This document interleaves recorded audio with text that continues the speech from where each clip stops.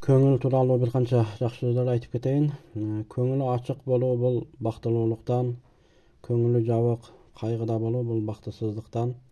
Ошондуктан ар дайым көңүлдү ача турган нерселерди көрүп, көңүлүбүздүн ачуусуна көңүл буралы. Адам көңүлүнөн азат, тилинен жазат.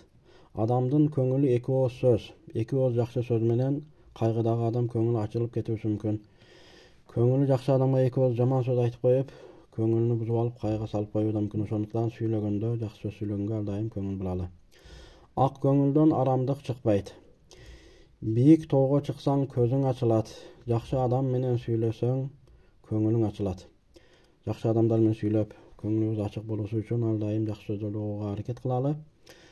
Жакшы адам сөзү менен күлдүрөт, наазы менен күйдүрөт, мээрими менен сүйдүрөт дейт.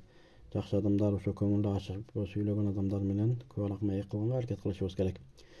Көңүлдүн кирин акыл жууйт, кийимдин кирин самын жууйт. Көңүлдүн кири айтсаң кетет.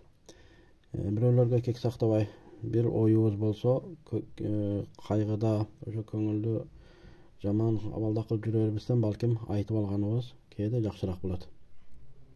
Дос көтөрөт көңүлдү, кой көтөрөт өлүмдү. Көңүлүбүз ачык болуу үчүн достор менен дагы маек кылып, ошолор менен бирге отуруп, жакшы сөздөр сүйлөп жүрүү бул зарыл нерселерден болот. Ийгилик үстүндө пейилиңди таарытпа, иш үстүндө көңүлүңдү иритпе.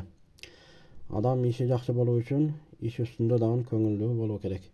Ошондой эле ийгилик үстүндө пейилибизди эч качан таарытпай, дайым пейилибизди ийгилик үстүндө кең алып, ал эми иш үстүндө көңүлүбүздү ачык кылууга аракет кылуу керек.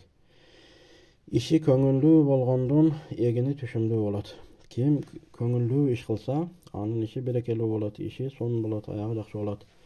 Бисмиллах деп Алланын ысымы менен ар дайым ишти баштап, ошондой эле көңүлдүү болуп иш кылган адам ишинен ийгиликке жетет буюрса. Көз байлыкты эңсейт, көңүл чындыкты эңсейт. Ар дайым чынчыл болуп, жасаган иштерибиз туура болсо, мына көңүлүбүз ошондо ток болот. Адам калп сөздү көп сүйлөсө, кыянаттык иштерге көп жолукса же бирөөлөргө кыянат кылса, анда анын көңүлү ток эмес, көңүлүндө бир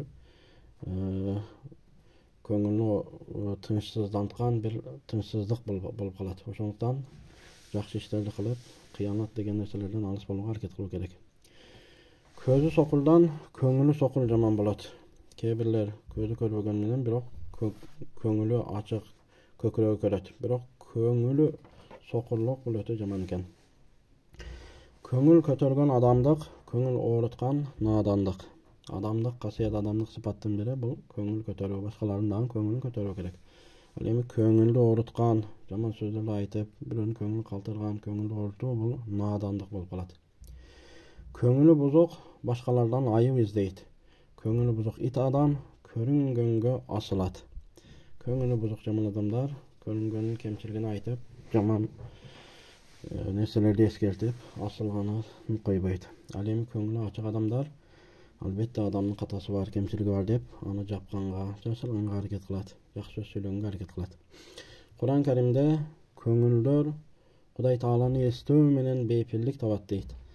Кээде кайгылуу болуп, көңүлүбүз жок болгон учурларда зикир деген жакшы касиет бар. Ошо зикирге бекем болуп, Кудай Тааланы жалгыздыкта эстөө аркылуу көңүлүбүздү ачсак болот. Адам Кудай үчүн Кудайды эстеп, көзүнө жаш ала турган болсо, сөзсүз ичиндеги кайгы, муң чыгып кетет дагы, көңүлүнө, ички дүйнөсүнө, жүрөгүнө бейпилдик, тынчтык сезимдер келет.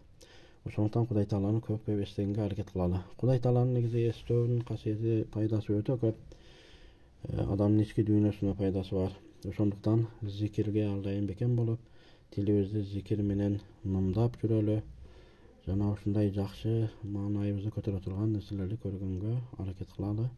Жакшы сөздөрдү сүйлөп, жана жакшы сөз сүйлөгөн адамдардын сөзүн да угалы. Билимдүү дагы адамдын көңүлүн ачат. Билимдүүлөрдүн сөзүн угалы. Ассаламу алейкум ва рахматуллахи ва баракатух.